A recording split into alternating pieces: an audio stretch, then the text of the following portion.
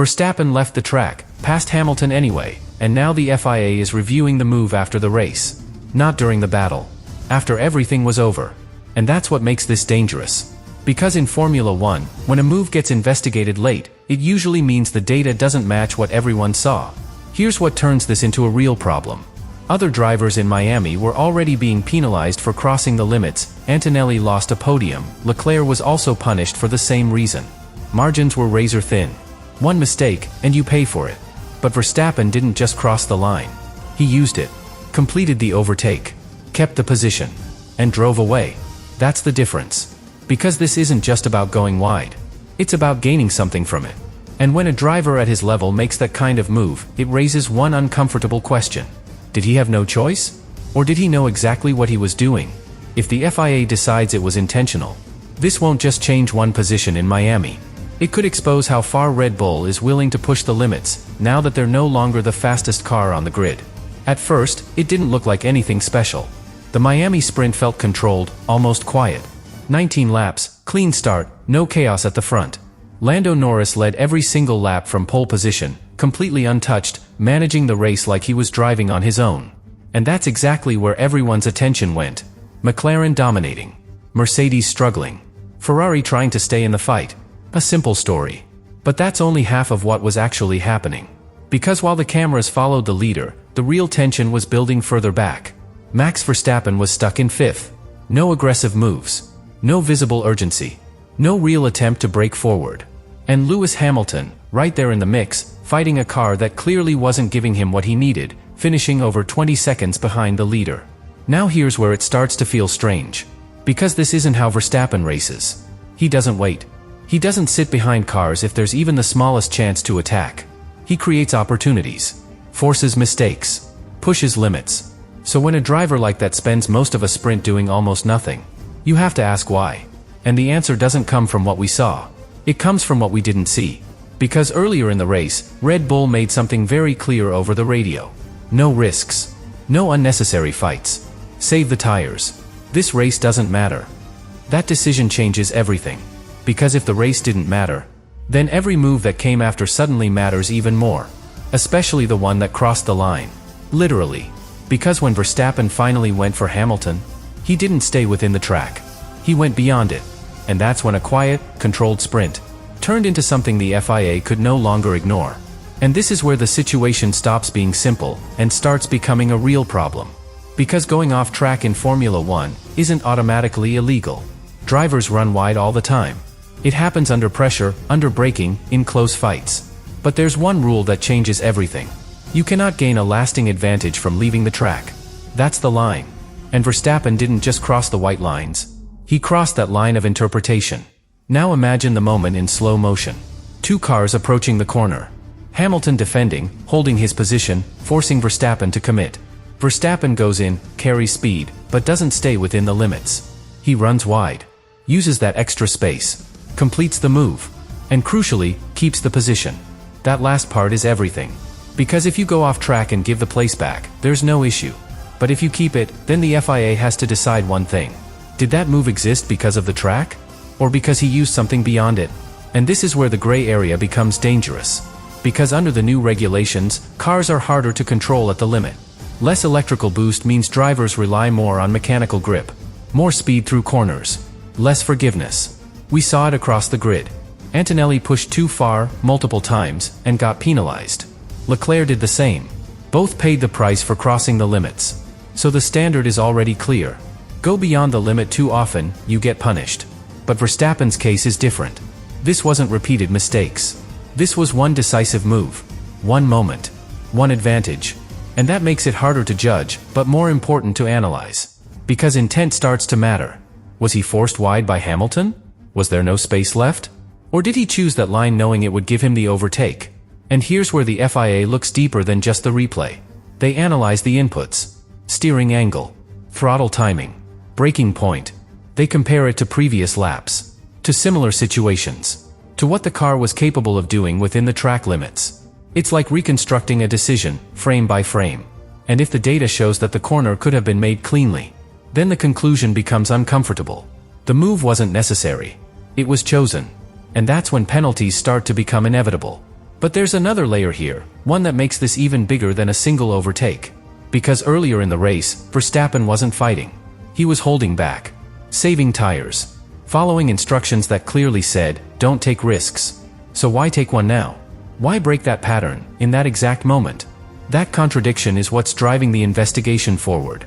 Because it suggests that this wasn't just instinct. It might have been calculated. A decision made in a split second, but based on a deeper understanding of what he could get away with. And in Formula One, that's where the line between brilliance and violation becomes incredibly thin. Now the FIA has to answer a question that doesn't have an easy answer. Not just did he go off track, but did he use it as part of the overtake? Because if the answer is yes, then this isn't just a move. It's a statement. And statements like that don't go unnoticed.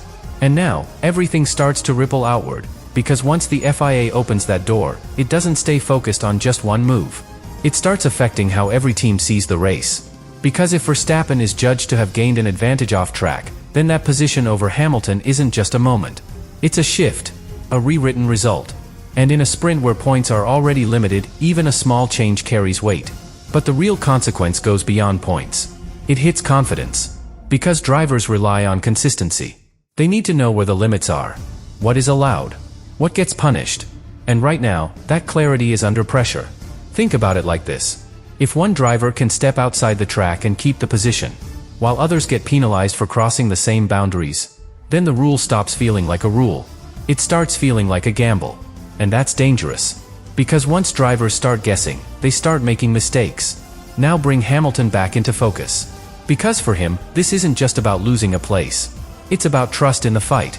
He defended his position, forced Verstappen to go the long way around, did everything by the book, and still lost the position. But if the FIA decides that move wasn't legal, then suddenly, Hamilton didn't lose that fight. It was taken from him. And that changes how he approaches the next battle. More aggressive, less willing to leave space, less willing to trust that the system will protect the limits. And when a driver like Hamilton shifts into that mindset, the entire dynamic changes. Now zoom out even further. Because Red Bull is no longer in full control of the championship. Verstappen himself admitted the gap to other teams has been cut significantly. McLaren is winning. Ferrari is close. Mercedes is trying to recover. That means every position now matters more than ever. And when pressure increases, so does risk. This move on Hamilton might be the first clear sign of that shift. From control to reaction, from dominance to survival. And that's when even the best drivers start operating on the edge of what's allowed. Not clearly over the line. Not clearly within it. Right in between. That gray zone, where races can be won or lost after the flag. And this is where the FIA decision becomes bigger than Miami. Because whatever they decide here, sets the tone for the rest of the season. If they allow it, drivers will push harder. Use more of the track. Take more risks. If they punish it, the message is clear. Stay within the lines, or pay the price. Either way, the effect is immediate. Because Formula One doesn't wait. The next race comes fast. The next battle comes even faster. And now, every driver on that grid is watching closely. Not just to see what happens to Verstappen, but to understand how far they can go. Because the limits of the track are no longer just painted lines. They're a question. And right now, nobody has the full answer. And this is where the future starts to take shape, because what happens next doesn't stay in Miami. It follows every driver, into every corner, in every race that comes after. Because once a move like this is investigated, it changes behavior instantly. Not officially. Not in the rulebook. But in the minds of the drivers. And that's where the real impact lives. Now imagine the next time Hamilton finds himself side by side with Verstappen. Same situation. Same kind of corner. But this time, there's doubt. Does he leave space? Or does he close the door completely? Because if he leaves even half a car's width, and Verstappen uses it the same way, then the same thing happens again. And that hesitation, even for a fraction of a second, is all it takes in Formula One. Now flip it. Imagine Verstappen in that same moment. Does he go for it again? Does he trust that the limit is flexible? Or does he hold back, knowing the FIA is watching more closely now? That hesitation matters too. Because when a driver who usually acts on instinct starts thinking twice, they lose their edge. And in a grid this close, that edge is everything. But here's where it becomes even bigger than just those two drivers. Every team is now paying attention. Because this isn't just about one overtake. It's about how far you can push the car beyond the visible limits without consequences. And that ties directly into the biggest shift we're seeing this season. The gap between teams is shrinking. Verstappen already admitted it. The difference that once felt comfortable is now cut down dramatically. That means races are no longer controlled from the front. They're fought corner by corner, position by position, decision by decision. And when margins get that tight, drivers don't just rely on speed. They rely on judgment, on risk, on how much they're willing to take, and how much they believe they can get away with. That's the real battle now. Not just car versus car, but interpretation versus limit. And this is exactly why the FIA decision matters so much. Because it doesn't just answer what happened. It defines what happens next. If they decide Verstappen gained an advantage, then the message is clear. No tolerance. No gray area. Stay within the lines, no matter the pressure. But if they decide it was acceptable, then the door opens. Not just for Verstappen. For everyone. And once that door opens, you don't get cleaner racing. You get harder racing. More aggressive entries. More drivers willing to run wide, if it means gaining a position.